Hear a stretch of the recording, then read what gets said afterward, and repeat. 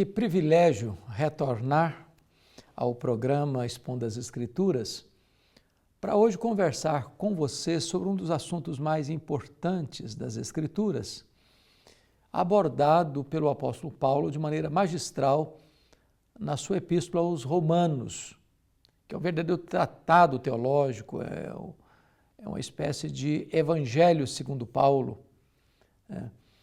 E Paulo trata dessa matéria com muita clareza, a partir do capítulo 3 da sua carta aos Romanos, mostrando o exemplo da justificação pela fé no capítulo 4, trazendo à tona dois personagens do Antigo Testamento emblemáticos, Abraão e Davi, que foram justificados pela fé. E agora, no capítulo 5, ele vai tratar dos frutos da justificação pela fé. Então, eu queria levar você para o texto de Romanos 5, versos de 1 a 11. Talvez você pudesse aí pegar sua Bíblia e abrir sua Bíblia comigo nesta passagem. Paulo começa dizendo: justificados, pois, mediante a fé, temos paz com Deus, por meio de nosso Senhor Jesus Cristo. Vamos entender, em primeiro lugar, o que é justificação. Esse é um termo legal, jurídico, forense. A justificação é um ato de Deus, é um ato legal de Deus, é um ato jurídico de Deus, é uma declaração que Deus faz a seu respeito lá no seu tribunal. Não acontece dentro de você, mas fora de você. Não acontece na terra, mas no céu. Deus declara justo aquele que crê em Cristo. Mesmo sendo nós injustos, ao crermos no Cristo justo, nós somos declarados justos diante do tribunal justo de Deus. É curioso que Deus não justifica o justo. Deus justifica o injusto. Parece injustiça o justo justificar o injusto. Porém, com base na justiça do justo, que é Cristo, imputada a nós, colocada na nossa conta, Deus, sendo justo, por causa da justiça do justo, colocado na conta de nós, injustos, Deus nos declara justos diante do seu tribunal. Esse trocadilho é meio complicadinho, mas é assim mesmo. Nós, ao crermos no Senhor Jesus, entendendo que Ele levou sobre si o nosso pecado no madeiro, que Ele morreu pelos nossos pecados, que Ele quitou a nossa dívida. Então, Deus, sendo justo, não pune o mesmo pecado duas vezes. Puniu no seu Filho, porque Ele carregou sobre si o nosso pecado, Ele morreu pelos nossos pecados. Então, Deus nos declara justos diante do seu tribunal. É isso que Ele está dizendo, justificados, pois, mediante a fé. Então, vamos entender algumas coisas aqui. Primeiro, a base dessa justificação não é quem somos ou o que fazemos, mas é o que Cristo fez por nós. Esta é a base meritória, mas é uma base, há uma causa instrumental, que é a fé. Você não é justificado por causa da fé, você é justificado por causa do que Cristo fez na cruz por você. Mas você se apropria pela fé.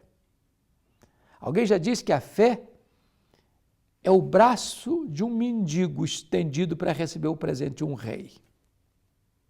Você se apropria da obra expiatória, sacrificial, substitutiva de Cristo pela fé. Então aqui nós vamos tratar do fruto da justificação. Um fruto em relação ao passado, outro em relação ao presente, outro em relação ao futuro. Com respeito ao passado, Paulo diz assim: justificados, pois, mediante a fé, temos paz com Deus. A paz com Deus não fala de sentimento, é diferente de paz de Deus. Paz com Deus não é sentimento, é status, é posição.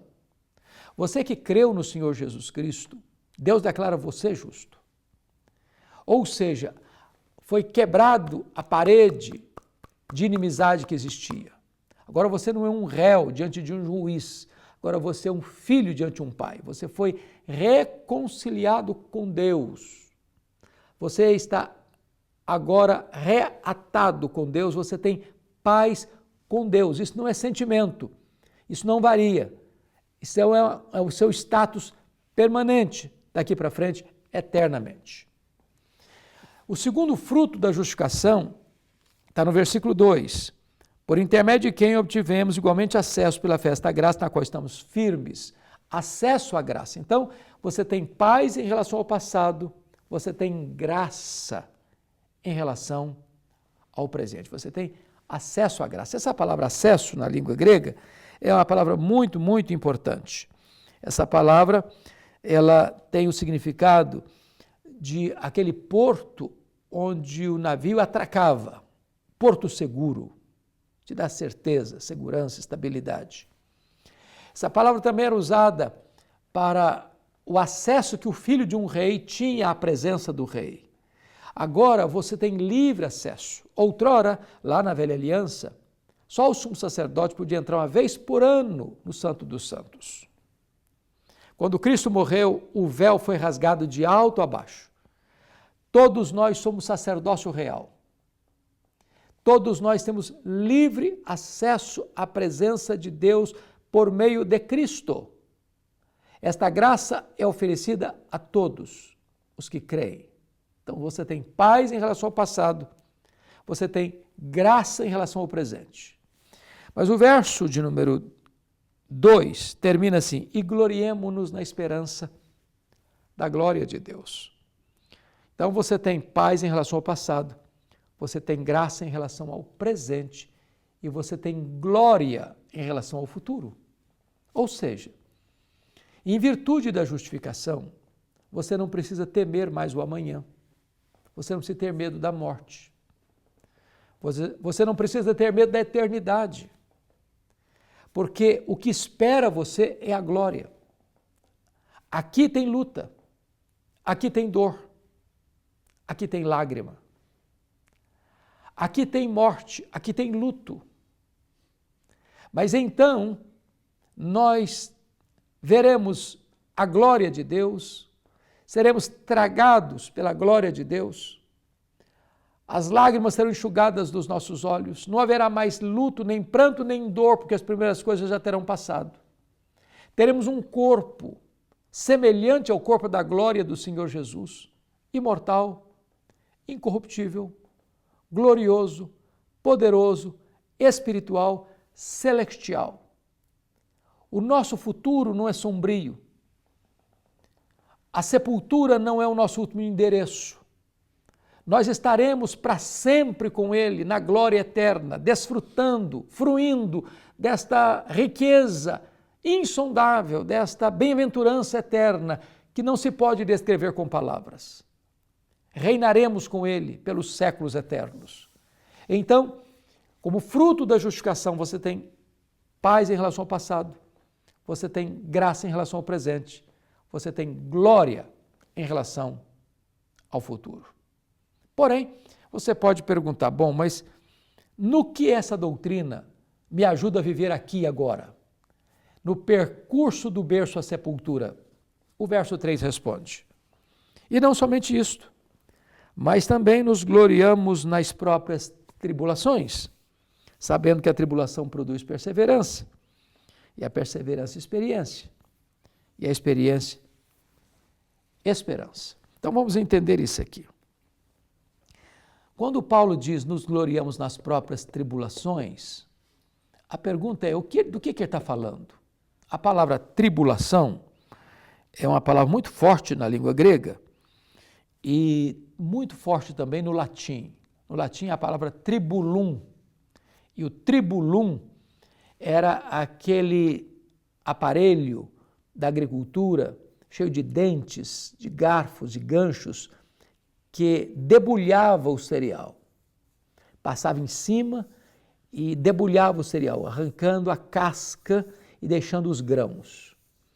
Nós passamos pelo tribulum, nós somos achatados, esmagados, ralados, pressionados por esse tribulum da vida. Nós nos gloriamos, diz o apóstolo Paulo, nas próprias tribulações. A ideia na língua grega é de uma pressão que vem e aperta você, que oprime você. Agora, note, não é que nós nos gloriamos nas tribulações porque gostamos de sofrer. Nós não somos masoquistas. Nem Deus é sádico de nos gostar de ver sofrendo. A questão não é eu me glorio na tribulação pela tribulação. Eu me glorio na tribulação no sentido de que, mesmo quando sou atribulado, Deus está trabalhando, não contra mim, mas a meu favor, produzindo algo maior e melhor na minha vida. Porque o texto diz, nos gloriamos das próprias tribulações, sabendo que a tribulação produz perseverança. Essa palavra perseverança, na língua grega, na língua portuguesa, ela não expressa exatamente o que diz a palavra original.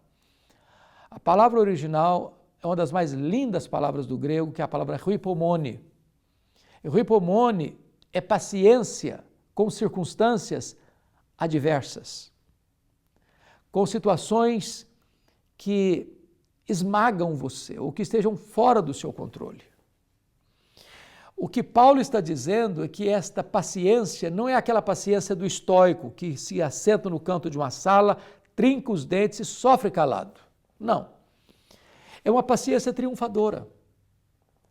Quando você passa pelo vale árido, você faz dele um manancial. Quando você está cruzando os vales mais escuros da vida, a Bíblia diz que Deus inspira canções nas noites escuras. É quando você, passando pela situação mais adversa, você ainda crê que Deus não perdeu o controle e que Deus está trabalhando todas as coisas para cooperarem para o seu bem. É você saber que, apesar de você ter perdido o controle, porque não tem o controle, nem sempre tem mesmo, mas Deus nunca perdeu o controle da sua vida e Ele está não só comprometido em levar você para a glória, mas também a transformar você à imagem do Rei da Glória. E Ele diz mais, sabendo que a perseverança, a paciência triunfadora, produz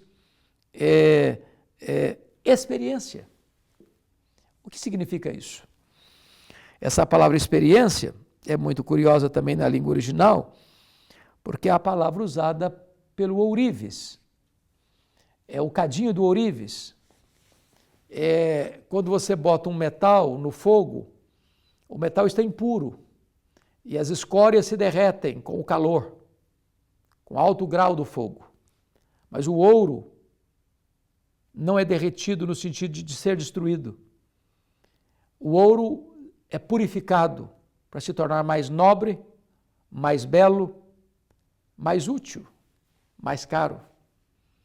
Então, o que Deus está dizendo para você e para mim é que o fato de você ser justificado pela fé dá a você não apenas paz em relação ao passado, graça em relação ao presente, glória em relação ao futuro, mas habilita você a viver vitoriosamente aqui, gloriando-se nas tribulações, sabendo que as tribulações vão produzir essa paciência triunfadora, e essa paciência triunfadora vão dar a você experiências pessoais, particulares, com o próprio Deus. Nessas experiências, você vai passar pelo fogo, pela fornalha, mas a fornalha de Deus vai queimar as amarras, mas não vai tostar um fio de cabelo da sua cabeça. A fornalha de Deus dará a você a oportunidade de passear com o quarto homem, figura emblemática do Cristo da glória pré-encarnado. A fornalha de Deus não vai destruir você, vai provar você para você ser aprovado. Então, essas experiências maravilhosas significam o seguinte: Deus não quer que você tenha uma fé de segunda mão. Como teve Jacó até os 97 anos de idade, quando se converteu no Val de Jaboque. Deus era o Deus do seu avô, Abraão, e o Deus do seu pai, Isaque. Só com 97 anos o Jacó teve uma experiência de conversão verdadeira. E a partir dali Deus passou a ser conhecido como Deus de Abraão, o Deus de Isaque e o Deus de Jacó. Deus não quer apenas que você seja neto de crente, filho de crente, pai de crentes. Deus quer que você seja crente, que você tenha a sua própria experiência com Deus. E o texto prossegue e diz que a experiência produz esperança. E essa esperança não é uma esperança vaga, é a esperança que não se confunde. E ele vai dizer, porque o amor de Deus é derramado no nosso coração pelo Espírito Santo que nos foi outorgado. E aqui Paulo começa a falar deste grande amor de Deus por nós. A justificação é resultado do amor de Deus por nós. Veja bem, a cruz não é a causa do amor de Deus por nós. A cruz é a evidência do amor de Deus por nós. Deus não passou a nos amar porque Cristo morreu na cruz. Porque Deus nos amou, Ele entregou o seu próprio Filho por amor de nós para ir para a cruz. Então, você não pode pensar em justificação sem trazer como pano de fundo esta gloriosa verdade do amor de Deus. E ele diz aqui que o amor de Deus tem 3 características. Primeiro, é um amor abundante. Versículo 5 diz que o amor de Deus é derramado. É uma espécie de chuvarada torrencial do amor de Deus inundando o nosso coração, regando o nosso coração, para que o nosso coração seja um campo adubado, bem trabalhado, para produzir o fruto do Espírito, que é amor, alegria, paz, bondade, benignidade, mansidão, domínio próprio, e esses elencos maravilhosos do caráter de Cristo sendo reproduzido na nossa vida. Segundo lugar, este amor de Deus é imerecido, porque Paulo diz que Deus nos amou quando nós éramos fracos, ímpios, pecadores, inimigos. Olha que coisa curiosa. Via de regra, você ama alguém quando as virtudes desse alguém despertam a sua atenção.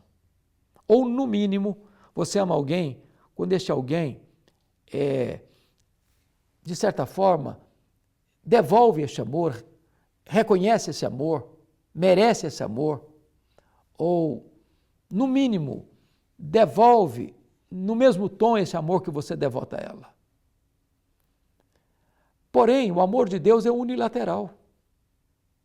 Porque Deus me amou, Deus amou você quando você e eu éramos ímpios, fracos, pecadores, inimigos.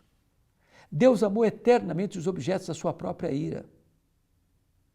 Deus nos amou quando nós éramos escravos do pecado, do mundo, da carne, do diabo. Nós estávamos sujos, condenados, depravados, mortos nos nossos delitos e pecados. E Ele nos amou e nos deu vida. Este é um amor imerecido. Mas, em terceiro lugar, o amor de Deus por nós, além de abundante e imerecido, é um amor provado. Porque o verso 8 diz que Deus prova o seu próprio amor para conosco pelo fato de ter Cristo morrido por nós, sendo nós ainda pecadores. E ele argumenta, talvez por uma pessoa boa, alguém se aventure a dar a sua vida por ela. Eu pergunto a você, você daria a sua vida pelo seu amigo? Pela pessoa que você mais admira? Se tivesse que morrer você diria, não, eu prefiro morrer no lugar do meu amigo, para que ele continue vivo? Paulo diz, dificilmente alguém faria isso, mas até é possível que alguém faça isso, por alguém que é bom. Mas Deus prova o seu próprio amor para conosco, pelo fato de ter Cristo morrido por nós, sendo nós ainda pecadores. Deus não poupou a seu próprio Filho, antes por todos nós o entregou. Nisto consiste o amor em que Deus deu o seu Filho por nós, com propiciação pelos nossos pecados. Cristo morreu pelos nossos pecados. Deus estava em Cristo reconciliando consigo o mundo. Este é um amor provado. Então fica aqui esta breve reflexão sobre a gloriosa doutrina da justificação pela fé, que foi um dos pilares da reforma do século XVI, que é uma das doutrinas mais lindas das Escrituras, que Deus declara justo aquele que crê em Jesus, o justo. De tal maneira que Cristo pagou a nossa dívida, quitou o nosso débito, e mais, Deus credita na nossa conta lá no tribunal do céu toda a justiça de Cristo. Quando Deus puxa a sua ficha no tribunal do céu, não tem mais dívida. Você não deve mais nada. Você está quites com a lei de Deus, você está quites com a justiça de Deus, mas mais, você tem um crédito infinito na sua conta. Toda a justiça de Cristo está na sua conta. Já nenhuma condenação a mais para aqueles que estão em Cristo Jesus. Isto é, justificação pela fé.